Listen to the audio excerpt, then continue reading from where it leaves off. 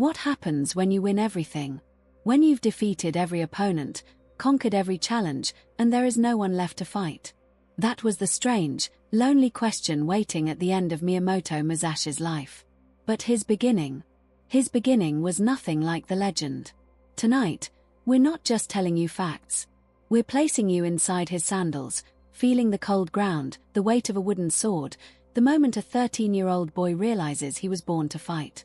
If you've ever wanted to understand what it really means to be a master, not just of a weapon, but of yourself, then this is the story you've been waiting for. Before we go any further, I'd be honored if you join this little corner of history by subscribing. It's the easiest way to make sure you never miss a journey like this one. And if you're ready, let's begin. Because your life as Miyamoto Musashi is about to unfold. One duel, one road, one quiet revelation at a time. You are born into a world that does not want you. Not yet. The year is 1584, and the country they call Japan is a wound that will not close. 100 years of war, 100 years of brothers turning on brothers, castles burning, villages swallowed by ash. Your first breath is drawn in a cramped village called Miyamoto, tucked into the rugged hills of Harima province, and the air you take in tastes of smoke, hoarse sweat, and the faint copper promise of blood. Your father, Shinmen Munisai, is a man who has made his name with the edge of a blade. He is a vassal to a powerful lord, a swordsman of genuine skill, and by all accounts a father who measures love in bruises rather than embraces. He does not coo over you. He does not whisper lullabies.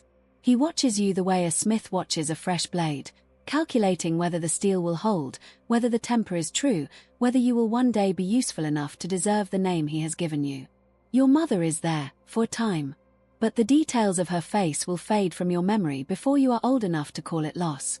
By the time you are 7, she is gone, to death, to flight, to the silence of a history that does not care to record women.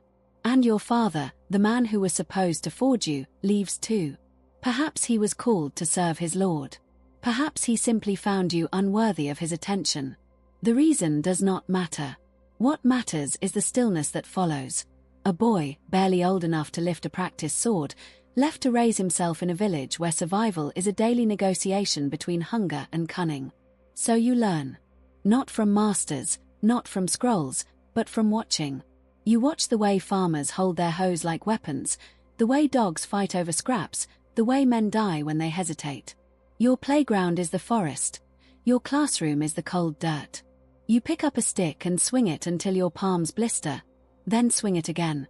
There is no one to tell you when you are doing it wrong, and so you invent your own rightness. By the time you are 10, the other children avoid you. Not because you are cruel, but because your eyes hold something that makes them uneasy, a stillness that belongs to men twice your age, a patience that has no business in a child. And then, at 13, the stillness explodes. A traveling samurai named Arima Kia arrives in your village, boasting, challenging, expecting easy victories over soft country folk. He posts his challenge publicly, the way men do when they want to be feared. You step forward. He laughs at the boy with the wild hair and the wooden sword. You do not laugh back.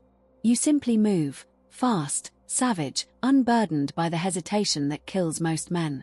Before the crowd can gasp, before Kia can understand what is happening, he is on the ground, and you are standing over him, your hands steady, your breath even, your childhood ending in the space between one heartbeat and the next. That is the moment the boy dies. What rises in his place is something else entirely, something that will spend the rest of its life learning that the hardest opponent is never the one holding a sword, but the one staring back from the inside of a cave. And now, with the taste of first blood still sharp on your tongue, you make a choice that will define everything that follows. You leave. No master, no home, no promise of safety. Just a blade and the open road, because something inside you already knows that a life worth living is never the one you are given, it is the one you take. You leave with nothing but the weight of a sword and the hunger of a boy who has already killed a man and found that killing did not fill the hollow place inside him. The road becomes your home, and you learn quickly that the world does not reward a wandering ronin with comfort. You sleep under trees when the weather permits, in ditches when it does not. Your stomach learns the difference between hunger and starvation, and you discover that a man can survive on stolen radishes, cold river water, and the quiet fury that burns in his chest like a forge fire. The villages you pass through do not know what to make of you. Too young to be a proper samurai, too dangerous to be a beggar. Women pull their children inside when you approach.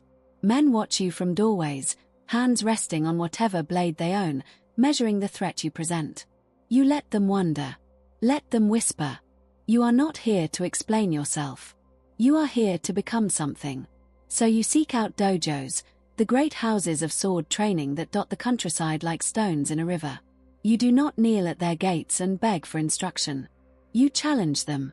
One by one, the masters send their finest students to humble the ragged boy who dares disturb their peace, and one by one, you send those students back with bruised bodies and shattered pride. The style you fight with is not beautiful. It is not the poetry of the old schools, the elegant forms passed down through generations of courtly warriors. Your movements are raw, improvisational, born not from tradition but from the desperate arithmetic of survival. You learn to read the microsecond of hesitation in an opponent's eyes, the way their weight shifts before a strike, the small betrayals of the body that come just before a man commits to his own death. And you exploit them without mercy. There is a dark seduction in this life, one that whispers to you in the quiet hours after a duel. You begin to understand that you are not fighting for victory anymore. You are fighting to feel something. The rush of steel against steel, the crack of bone, the way a man's bravado collapses into fear when he realizes he has underestimated you. These become the only moments when the hollow inside you fills, if only for an instant. You wonder, sometimes, whether this hunger will ever be satisfied. Whether there is an opponent somewhere who can push you far enough that you finally feel whole. The thought unsettles you, but you do not turn away from it. You are 15, 16, 17, and you are becoming something that the polite world of lords and castles does not know how to name. They call you a demon, a storm, a curse. But you know the truth is simpler.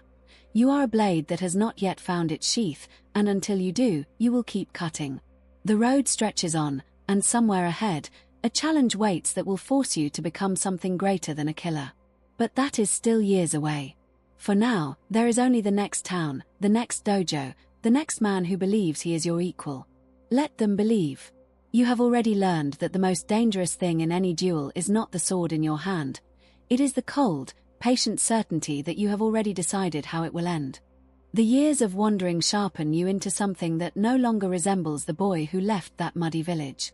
Your body has become a weapon, lean and corded with muscle that moves without thought, and your mind has become something far more dangerous, a quiet, patient predator that sees the killing stroke in every gesture, every breath, every flicker of hesitation. But somewhere in the hollows between duels, a strange restlessness begins to gnaw at you. Victory has become predictable. The men who step onto the dueling ground, even the celebrated masters with their illustrious names and their proud schools, all fall the same way. They underestimate you, or they overestimate themselves, and then they are on the ground, and you are walking away, and the hollow inside you remains unfilled. It is in this state, half hunger and half emptiness, that you begin to question the very foundations of the sword itself. Why, you wonder, does a samurai carry two blades but use only one? The question lodges itself in your mind like a splinter, refusing to be ignored. Tradition says the katana is for combat, the wakizashi for ritual, a sacred division that no warrior has dared to blur for generations. But you have never cared for tradition. You care only for what works, and what works is what keeps you alive when the odds turn against you. So you begin to train with both hands, both blades, moving in the forest until your arms ache and your shoulders scream, dropping swords until the muscles learn their separate rhythms. Left hand parries while right hand strikes. One blade faints while the other finds its mark. It feels, at first, like trying to write two different poems with the same breath. Chaos, frustration, the maddening certainty that your own body is betraying you. And then, one morning, something shifts. Perhaps it is the way the light falls through the trees, or the exhaustion that finally silences the voice of doubt in your mind. But your arms begin to move as if they belong to two different men, and yet the rhythm that emerges is not chaos, it is harmony. You are not fighting with two swords. You are fighting with a single will that has learned to express itself through two channels at once. The discovery is intoxicating, almost obscene in its intimacy. You understand, in that moment, that you have touched something the old masters never dared to reach for. A way of fighting that is not about technique but about absolute unity of intention. When you walk into the next dojo, the swordsmen who laugh at the sight of you holding two blades will learn what you already know, that you have stopped fighting by their rules. You have begun to invent your own. And the path you are carving will lead you, finally, to the one opponent who might prove worthy of everything you have become. But that duel, the one that will echo through centuries, is still waiting in the future. For now, there is only the terrible, beautiful work of becoming something the world has never seen before. Your name has become a whisper that travels ahead of you now, a current of fear that parts crowds before you even enter a town. But there is one name that travels alongside yours, a shadow that has been waiting for years to step into the light, Sasaki Kojirō. They call him the demon of the western provinces, and he is everything you are not. Where you are raw, he is polished. Where you are wild, he is elegant. His sword, the Nadachi, is so long that men joke he must have stolen it from a giant, and his technique, the swallow cut, is said to be fast enough to slice a bird in mid-flight. He has never lost a duel, and neither have you. For years, your paths have circled each other like two storms refusing to merge, and you know, with the cold certainty that has guided your blade since childhood, that the world is not large enough for both of you to remain undefeated. When the challenge comes, you accept without hesitation. The duel will be at dawn on Ganryūjima, a narrow island in the Kanmon Strait. The night before, you do something that the gossips will puzzle over for centuries. You carve a sword from a wooden boat or, longer than your usual blade, crude, unpolished, smelling still of river water and salt. It is not a weapon of honor. It is a weapon of strategy. You have studied Kojirō as you have studied every opponent, his reach, his timing, the way his pride sharpens his blade and dulls his judgment. You know that he expects a duel of equals, a clash of steel that will be sung about for generations. You intend to give him something else. You arrive late to the island, stepping from your boat with the unhurried calm of a man who has already won. Kojirō stands on the sand, his massive sword already drawn, his face tight with fury at your disrespect. The crowd of witnesses, the lords and fishermen who have gathered to watch history, fall silent. Kojirō throws his scabbard to the ground, a gesture that tells you everything you need to know. He is fighting with anger, not with clarity. You hold your oar before you, and for a moment, the world narrows to the space between two men who have spent their lives becoming death. He strikes first, his swallow cut arcing toward you with the speed of a legend. But you have already stepped inside his range, where his long sword cannot harm you. Your oar moves in a single, terrible arc, and the crack of wood against bone echoes across the strait. He falls. The legend of Sasaki Kojirō ends on that beach, and the legend of Miyamoto Musashi reaches its peak. But you feel no triumph as you walk back to your boat. You feel only the hollow silence that comes when the last worthy opponent has been laid to rest. The victories that once filled you now leave you empty, and you understand, with a clarity that is almost unbearable, that the only enemy left is the one staring back from inside your own chest. That understanding will lead you, eventually, to a cave, a brush, and a book that will outlive every duel you ever fought. But for now, you simply walk away, leaving the island behind, knowing that the greatest battle of your life is still ahead of you, and this time, there will be no sword to help you win it.